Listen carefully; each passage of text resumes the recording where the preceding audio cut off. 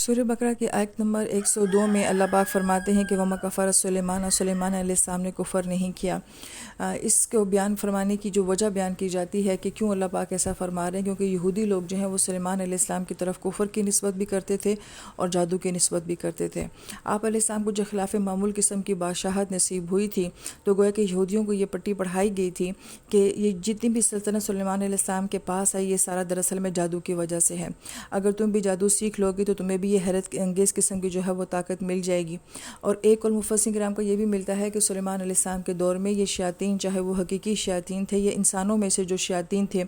ان لوگوں نے جو بھی جادو کیا تھا وہ سارا مواد جو کتابوں کی شکل میں موجود تھا، آپ نے وہ سارا علم جو ہے وہ ان سے لے لیا تھا اور اپنے تخت کے نیچے جو ہے ان کتابوں کو دفنا دیا تھا۔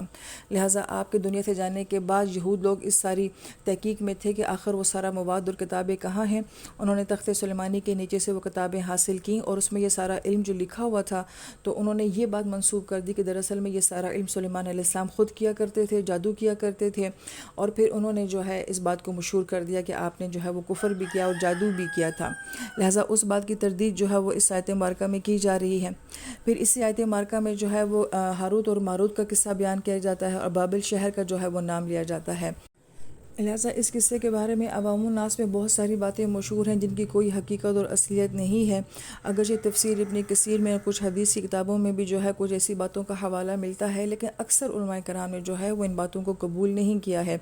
کہ ہاروت اور ماروت جو ہیں وہ دو ایسے فرشتے ہیں کہ اللہ تعالیٰ نے ان کو جو ہے انسانی کمزوریاں دے کے دنیا میں بھیجا تھا۔ اور اس کی بھی ایک وجہ یہ بعض کتابوں میں ملتی ہے کہ جب فرشتوں نے یہ سوال کیا تھا کہ اللہ پاک آپ نے آدم علیہ السلام کو کیوں بنایا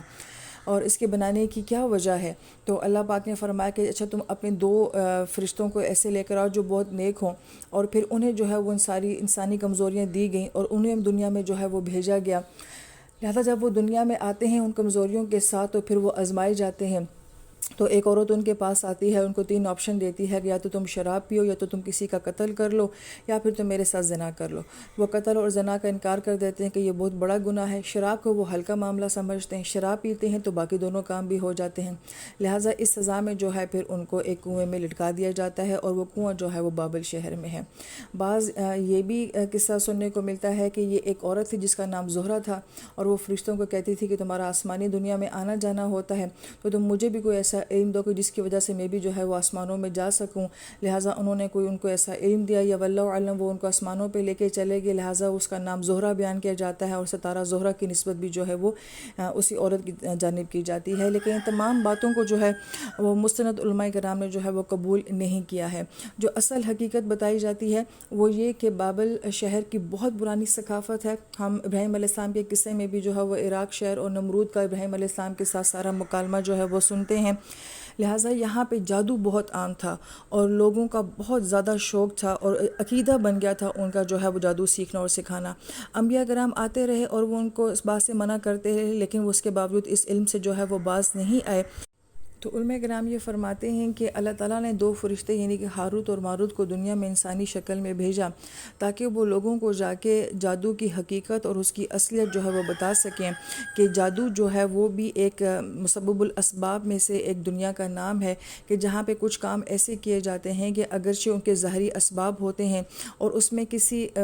خدائی عمل کا کوئی تعلق نہیں ہوتا ہے، اور جبکہ معجزہ جو ہوتا ہے وہ خالص اللہ پاک کی طرف سے ہوتا ہے، اس میں کسی دنیا کی ظاہری سبب کا کوئی دخل نہیں ہوتا ہے۔ تو معجزہ ایک بہت خوبصورت اور پیاری چیز ہے جو کہ انبیاء سے ہوتی ہے، اور جادو بالکل ایک غلط اور نیگیٹو قسم کا فعل ہے۔ اس فرق کو بتانے کے لیے اللہ پاک نے ان 2 فرشتوں کو دنیا میں بھیجا تھا۔ اور بڑی پیاری وجہ ایک مفسرین کرام یہ بھی بیان فرماتے ہیں کہ اللہ پاک نے نبیوں کو یہ علم نہیں دیا کہ وہ یہ ساری یعنی کہ جادو اور معجزے کا فرق اور اس فرق کو بیان کرنے میں جادو کی حقیقت بتانا کہ یہ کیسے اثر کرتا ہے، یہ ایسا علم تھا کہ جو اچھا علم نہیں تھا، تو اللہ پاک نے اپنے نبیوں کو اس علم سے پاک رکھا ہے۔ یعنی کہ یہ توڑ کرنے کے لیے، لوگوں کو سمجھانے کے لیے بھی اللہ پاک نے نبیوں کو یہ علم نہیں دیا یا ان سے یہ کام نہیں کروایا، بلکہ فرشتوں سے جو ہے یہ کام کروایا۔ اور اللہ پاک اس طرح کے غیبی نظام کے بہت سارے کام جو ہیں وہ فرشتوں سے ہی کرواتے ہیں۔ لہٰذا اس لیے خاص طور پہ کیونکہ یہ سوال انسان کے ذہن میں آتا ہے کہ اگر معجزے اور جادو کا فرق بتانا تھا تو کسی نبی کے ذریعے بھی بتایا جا سکتا تھا، تو اللہ پاک نے یہ کام جو ہے وہ فرشتوں کے ذریعے کروایا۔ لہٰذا یہاں پہ ایک بڑی اہم بات مفسرین کرام یہ بھی بیان فرماتے ہیں کہ جب آپ کے پاس کتاب کا علم نہیں ہوتا، جب آپ کے پاس صحیح علم نہیں ہوتا تو غلط علم اس کی جگہ لے لیتا ہے۔ تو گویا کہ اصل میں جو اس ساری آیت کا مقصد یہ تھا کہ انسان اصل کتاب سے کٹ کے کس طرح غلط علم میں چلا جاتا ہے، اور اپنے نبی کے جاننے کے بعد جو ہے اصل میں امت کا امتحان تب شروع ہوتا ہے کہ وہ کتنا اپنے نبی کو فالو کرتے ہیں یا نہیں کرتے ہیں۔ لہذا سلیمان علیہ السلام کے جانے کے بعد بھی ان لوگوں کی بھی آزمائش آئی، اور ان لوگوں کی بھی جو کہ بابل شہر میں موجود تھے، ان لوگوں کی بھی یہ آزمائش تھی کہ وہ کس طریقے سے اس غلط علم سے اپنے آپ کو جو ہے وہ بچاتے ہیں۔ اس طرح اللہ پاک نے جو ہے وہ ہاروت اور ماروت دو فرشتوں کو جو ہے بھیجا کہ وہ دنیا میں جا کے لوگوں کو جو ہے وہ جادو کی جب حقیقت بتاتے تھے، اور ساتھ یہ بھی فرما دیتے تھے کہ دیکھو ہم ایک آزمائش ہیں۔ تو جب وہ ان کو معجزے اور جادو کے درمیان میں فرق بتاتے تھے، تو وہ جو جادو کا سارا طریقہ کار بتایا جاتا تھا تو اس کے ذریعے وہ اس کو سیکھ لیتے تھے، اور اس کے ذریعے پھر آیت مبارکہ میں لمبی چوڑی تفصیل نہیں بتائے گی کہ وہ کیا کرتے تھے، لیکن ایک خطرناک کام بتایا کہ وہ مرد اور عورت کے درمیان میں جدائی ڈال دیا کرتے تھے۔ گویا کہ یہ فتنہ جو ہے وہ اس زمانے سے چلا آ رہا ہے۔ اس ساری تمہید کے بعد آیت مبارکہ میں وما انزل جو فرمایا گیا ہے کہ اللہ پاک نے جو بھی نازل کیا تھا، تو امام عموم کا معنی ہوتا ہے، تو بعض علماء کرام یہ فرماتے ہیں کہ اللہ پاک نے آسمان سے جو ہے وہ الہامی علم اتارا ہے، یہ کتابیں جو ہمیں دی گئی ہیں، لیکن اس کے علاوہ اور بھی بہت کچھ ہے جو کہ آسمان سے انسانوں کے اوپر جو ہے وہ نازل ہوا ہے۔ انہی میں سے ایک علم کو جو بیان کیا جاتا ہے وہ یہ کہ الفاظ اور کلمات کی جو تاثیر ہوتی ہے، یہ بھی ایک خاص چیز ہے کہ جو کہ اللہ پاک کی طرف سے انسانوں کو دی گئی ہے۔ لہٰذا اس کے اوپر اب بہت تحقیق ہو چکی ہے، اگر آپ ریسرچ کریں تو آپ کو بہت زیادہ حیرت انگیز باتیں جو ہیں وہ سننے کو ملیں گی، لیکن جو مفسرین کرام سے ہمیں بات سمجھ آتی ہے وہ یہ کہ یہ جادو جو کیا جاتا ہے وہ بھی دراصل میں الفاظ ہی ہوتے ہیں، اور الفاظ ہی کے ہیر پھیر سے یہ سارا عمل کیا جاتا ہے۔ اور یہودیوں کی طرف تو خاص طور پہ قرآن بار بار کہتا ہے کہ یہ معنی بدل دیتے ہیں، انحراف کرتے ہیں، گویا کہ وہ بھی الفاظ ہی کی کوئی گیم ہے جو وہ سب کرتے ہیں۔ لہذا جس طریقے سے الفاظ جو ہیں وہ نگیٹو طور پہ اثرات کرتے ہیں، اسی طریقے سے الفاظ کے جو ہوتے ہیں یا کلمات جو ہوتے ہیں یہ مثبت اثرات بھی چھوڑتے ہیں۔ وہ اس کی دلیل یہ دیتے ہیں کہ نبی علیہ السلام نے بہت تاکید فرمائی، جو حدیث پاک کے مفہوم بیان کیے جاتے ہیں وہ یہ کہ آپ علیہ السلام نے فرمایا کہ قرآن کو جو ہے وہ غنے کے ساتھ پڑھو، خوبصورت آواز کے ساتھ پڑھو، مزین کر کے پڑھو۔ تو اتنی تاکید کیوں فرمائی گئی ہے؟ کیونکہ آواز کا ایک خاص اثر ہوتا ہے۔ جب الہامی کلام کو جو ہے وہ ایک خوبصورت آواز کے ساتھ پڑھا جاتا ہے تو اس کی ایک خاص تاثیر جو ہے وہ ہوتی ہے۔ داؤد علیہ السلام کی طرف بھی یہی بات نسبت کی جاتی ہے کہ ان کی وہ خوبصورت آواز اور پھر الہامی کلام کا جو کمبینیشن ہوتا تھا وہ پھر دنیا کے اوپر جو ہے وہ کیا اثر ڈالتا تھا۔ اس کو بیان کرنے کے لیے بعض اوقات اہل علم یہ بات بیان کرتے ہیں کہ آپ جب موسیقی سنتے ہیں تو اگر آپ کوئی سیڈ سانگ سنتے ہیں تو آپ کے اوپر اسی قسم کی کیفیات ہوتی ہیں، اگر آپ کوئی خوشی کا سانگ سنتے ہیں تو آپ کے اوپر اسی قسم کی کیفیات ہوتی ہے۔ گویا کہ شاعری کے ساتھ جب آواز کا دخل آ جاتا ہے تو آواز جو ہے وہ آپ کے اوپر اثر کرتی ہے۔ ایون اسی کی تحقیق میں، اب یہ صرف ایک تحقیقی بات ہے، اس کا تفسیر سے کوئی تعلق نہیں ہے، بعض اہل علم نے یہ کہا کہ ہندوستان میں یہ علم اپنے عروج پر تھا، اور ہر مذہب میں جو ہے اگر دیکھا جائے تو اس کا کہیں نہ کہیں ہمیں اثر نظر آتا ہے کہ چرچوں کے اندر بھی جو ہے وہ آپ دیکھتے ہیں کہ وہ بائبل کس ترنم کے ساتھ اور لائٹ میوزک کے ساتھ پڑھتے ہیں۔ اگر مندروں میں جائیں تو وہاں پہ بھی جو گیتا ہے اس کو کہ ترنم کے ساتھ جو ہے وہ پڑھا جاتا ہے۔ ہمارے قرآن کو بھی کہا گیا ہے کہ اس کو ترنم کے ساتھ جو ہے وہ پڑھا جائے۔ تو جو شرک کی دنیا بیان کی جاتی ہے تو وہاں پہ بھی یہ سارا عمل ہندوستان میں بہت زیادہ کہ وہاں پہ جو ہے مندروں کے اندر جو ہے وہ اس قسم کے آوازوں کے ساتھ گیتا پڑھنا اور جو بھی ان کا سارا عمل ہوتا تھا۔ تو جب صوفیہ کرام یہاں پہ آئے ہیں تو انہوں نے اس کے توڑ کے لیے، یہ ایک محض ایک رائے ہے کہ انہوں نے اس کے توڑ کے لیے جو ہے پھر یہ صوفیانہ کلام اور یہ پھر قوالی کا جو ہے وہ سسٹم رکھا، اور لوگوں کو اس چیز سے توڑ کے جو ہے وہ پھر اس چیز کے ساتھ جو ہے وہ جوڑا۔ اب اس کو بعض علماء کرام تو کہتے ہیں کہ ٹھیک ہے، سما جائز بھی کہا گیا یا کسی حد تک اس کی کوئی گنجائش نکالی گئی ہے۔ بعض علماء کرام نے اس کو جو ہے وہ بالکل انکار کیا ہے، بالکل نہیں مانا ہے۔ لہٰذا یہ ساری مباحث جو ہیں وہ کتابوں کے اندر موجود ہیں، جو پڑھنا چاہے تو وہ وہاں سے دیکھ سکتا ہے۔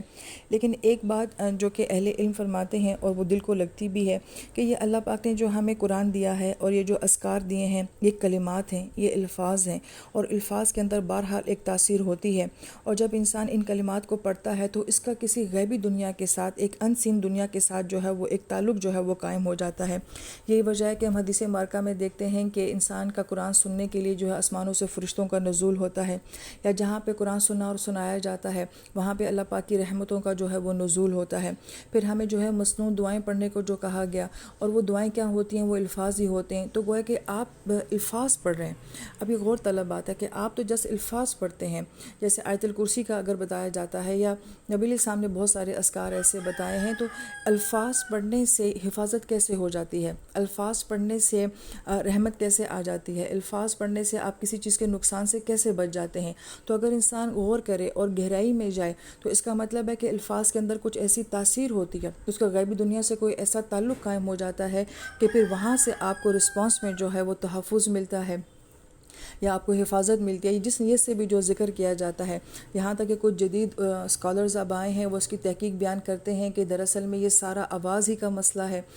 کہ یہ اذکار جو کیے جاتے ہیں، انسان زمین میں جو الفاظ بولتا ہے، جو اس کی تاثیرات ہوتی ہیں، تو اس کا کوئی تعلق آسمانی دنیا میں فرشتوں کے ساتھ بھی ہے، کہ وہیں سے آواز کا کوئی آپس میں تعلق ہے، اور پھر اس سے اللہ تعالیٰ کا غیبی نظام جو ہے وہ چلتا ہے۔ بہرحال یہ ساری باتیں ایسی ہیں جو کہ ہمیں کتابوں میں یا اہل علم سے سننے کو ملتی ہیں، اور اس سے یہ کہ انسانی سوچ میں کافی وسعت آتی ہے، اور انسان گہرائی سے ان ساری باتوں کو سوچتا ہے کہ آخر یہ الفاظ کیا ہیں، تاثیرات کیا ہیں۔ حقیقت اللہ تعالیٰ کی ذات ہی بہتر جانتی ہے، اصل علم صرف اللہ تعالیٰ کی ذات کے پاس ہی ہے۔ لیکن ان تمام باتوں کے باوجود ہمارا اس آیت مبارکہ سے جو اصل بات سیکھنا ہے وہ یہ ہے کہ جب انسان کا تعلق اپنی کتاب کے ساتھ کمزور ہوتا ہے، اصل علم کے ساتھ کمزور ہوتا ہے، تو پھر بہت ساری خرافات اور غلط علم جو ہے وہ پھر انسان کی زندگی میں داخل ہو جاتا ہے۔ لہٰذا جس انسان کا اس کتاب کے ساتھ، اصل علم کے ساتھ جتنا گہرا تعلق ہوگا، وہ ایک دوسری خرافات کی دنیا سے اتنا ہی محفوظ رہے گا۔ اللہ سے دعا ہے کہ اللہ تعالیٰ ہمیں صحیح علم کے ساتھ جوڑے اور ہمارا تعلق اس کتاب کے ساتھ مضبوط کرے۔ آمین یا رب العالمین۔